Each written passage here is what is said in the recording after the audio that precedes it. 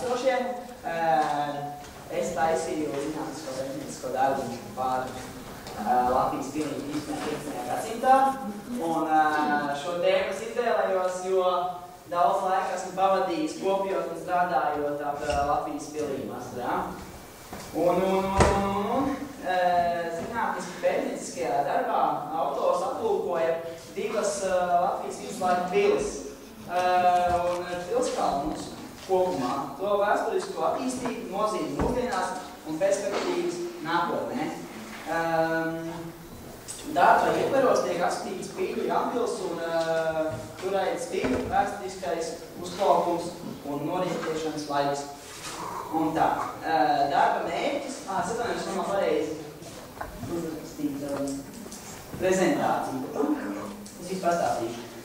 Darba mērķis ir sniegt plašāku informāciju par Latvijas viduslaiku pilīm kā mūsu kultūras pieminekļiem, kā tos var pasargāt no visiem postījumiem un kā mēs varam darīt, lai tos saglabātu.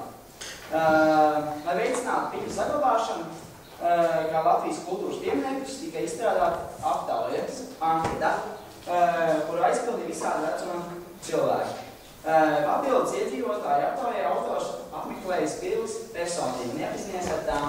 Autors arī iepazinās ar publikācijām par pilību internetām, vēstures grāmatām, par attiecīgo laika periodu un objektu. Tā.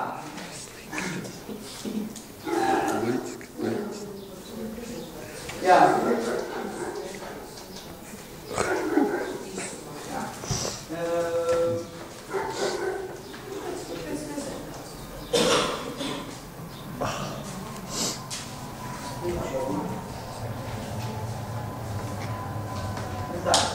Jaunpils pilsmīža. Tas ir Barakas pils, un tā ir viduslaiku pils. Viduslaikas ir Barakas.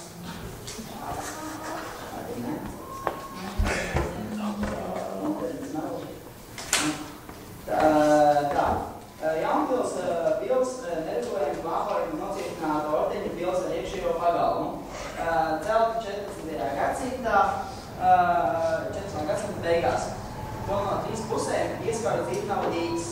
Sākotnēji pilī bija 2 korpusi ar koka galēju par pagalmu fasādi. 15. gadsimta beigās, tad 16. gadsimtām piebūvēja A korpusu. Attīstoties ugunsieročiem, uzbūvēja kapaļot tornu, pārbūvēja iekštelpas. Šobrīd pilī darbojās kultūras nams, muzejs un viesnīca. Un tur ir arī daudz teiks par šo pili, ka tur vecais saimnieks Reķis, kad nomira, viņš ir jauts ap... Vajadzētu nomirt pie tādu uzstājies. Jā, kāds ir pētījums, tā mērķis un pētījums, un pētījums. Un visu noteikti. Jā, nē. Darba mērķis ir sniegt plašāku informāciju par Latvijas viduslaiku pilīm, kā mūsu kultūras pieminekļiem. Kā tos var pasargāt no visiem postījumiem, ko mēs varam darīt, lai to saglabātu.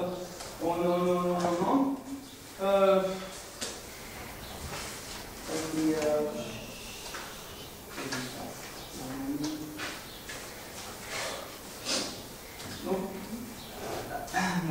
Tas cik nozīmīga, kādas vērtības saglabāšana sabiedrības nostāja, atklājies arī kritiskajās dienās aizpagājušajā gada februārī, kas pēc 3 nosnīdējumiem kopumā 3000 kubikmetru apjomā.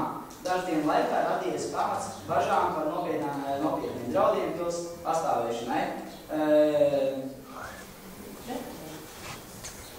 Turistus eksperti sastrīgas.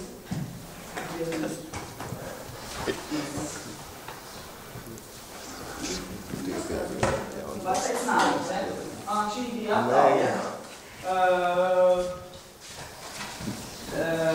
Mūsdienās ir plašs sniegts un brīvi pieejama informācija par Jaunpils un Turaidas pilī, un 94% teica, ka jā, 46% nē.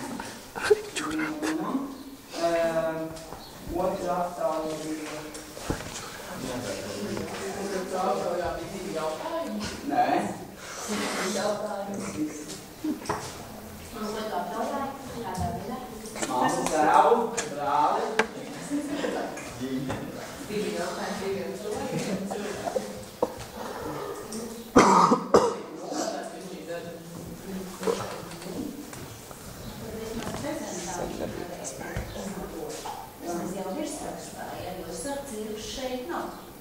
Šodien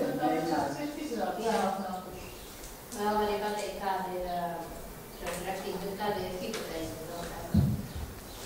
Nebijājām hipotēzi. Te ir rakstīt? Ir?